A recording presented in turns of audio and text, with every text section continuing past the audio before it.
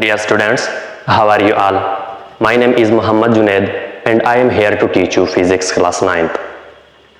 आज हम स्टार्ट करेंगे चैप्टर नंबर 5 ग्रेविटेशन का topic law of universal gravitation.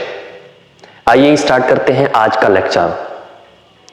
Chapter number 3 gravitation on the topic law of universal gravitation. सबसे पहले हम जानते हैं कि लॉ ऑफ यूनिवर्सल ग्रेविटेशन किसे कहते हैं।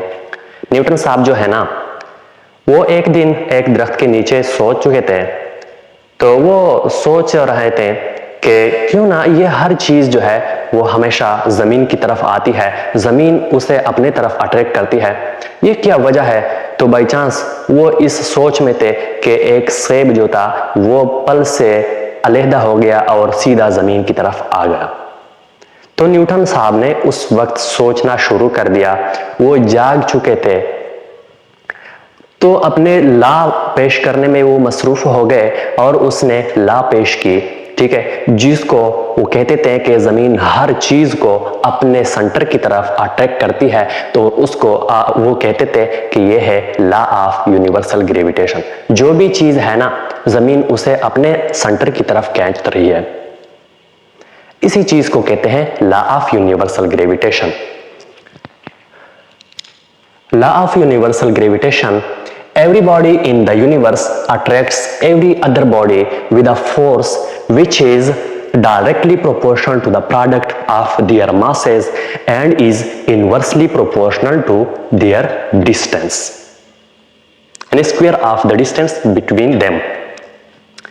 Consider two spherical bodies of masses m1 and m2 such that m1, which is here, and m2 is that separated by a distance r, और उनके दोनों मासेस के दरमियान जो डिस्टेंस है वो हम r से रिप्रेजेंट करते हैं, ठीक है। जो दोनों के सेंटर से डिस्टेंस है ना, उसको हम r से डिनोट करते हैं।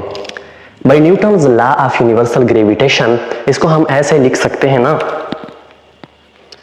यानी यहाँ पे हमें साफ बता दिया गया कि body with a force which is directly proportional to the product of their masses, जो इन दोनों बॉडी के मासेस है ना, इन दोनों मासेस का जो प्रोडक्ट है उसका डायरेक्टली प्रोपोर्शन है ये gravitational force.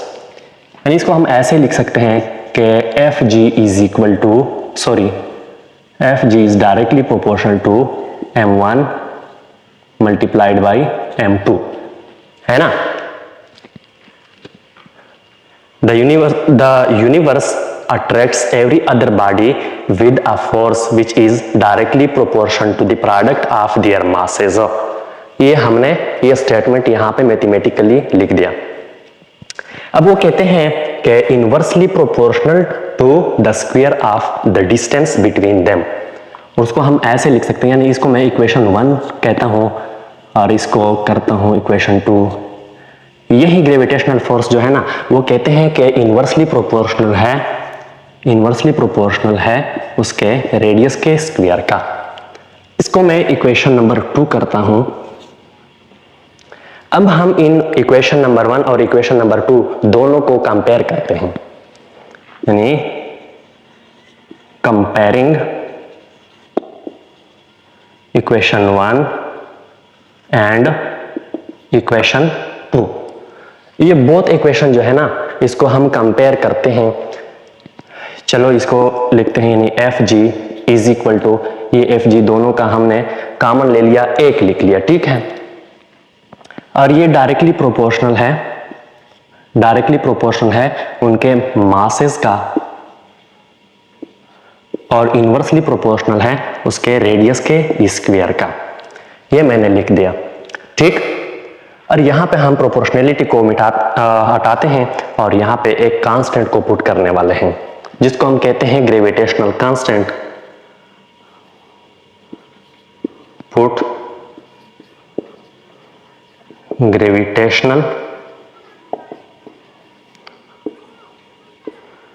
Constant in place of proportionality.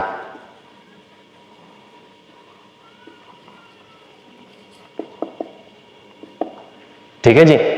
इसी प्रोपोर्शनैलिटी की जगह हम ग्रेविटेशनल कांस्टेंट को पुट करने वाले हैं। सबसे पहले हम जानते हैं ग्रेविटेशनल कांस्टेंट को कि ग्रेविटेशनल कांस्टेंट क्या होता है।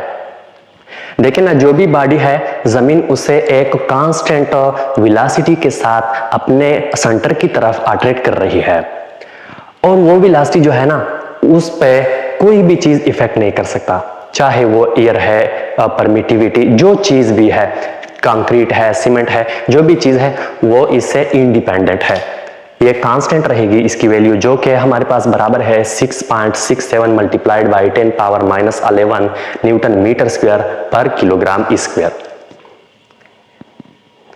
इसको हम ऐसे लिख सकते हैं कि एफ जी, आप प्रोपोर्शनैलिटी को मिटाते हैं, उसकी जगह इज इक्वल टू हम लिखेंगे और जी को भी पुट करेंगे जो कि ग्रेविटेशनल कांस्टेंट है। ये हो जाएगा जी m1 m2 अपान r स्क्वायर, ठीक है। और ये हमारा फाइनल फार्मूला भी है। अब इस g की जो वैल्यू है ना वो बराबर है हमारे पास, यानी g is equal to 6.67 multiplied by 10 power -11 newton metre square per KG square, ठीक है जी। अब ये चीज जब हम पुट करें और जो मासेस हैं मास 1 और मास 2 उसको भी हम पुट करें, और रेडियस जो है ना उसको भी जब हम पुट करें तो हमारे पास ग्रेविटेशनल फोर्स जो है वो आ जाएगा। इसी फार्मूले के बेस हम ये ग्रेविटेशनल फोर्स जो है ना इसको हम सॉल्व कर सकते हैं। होप कि आपको लेक्चर का समझ आ गया होगा। मुझे नेक्स्ट लेक्चर के लिए इजाजत दीजिएगा। Thank you for watching the lecture.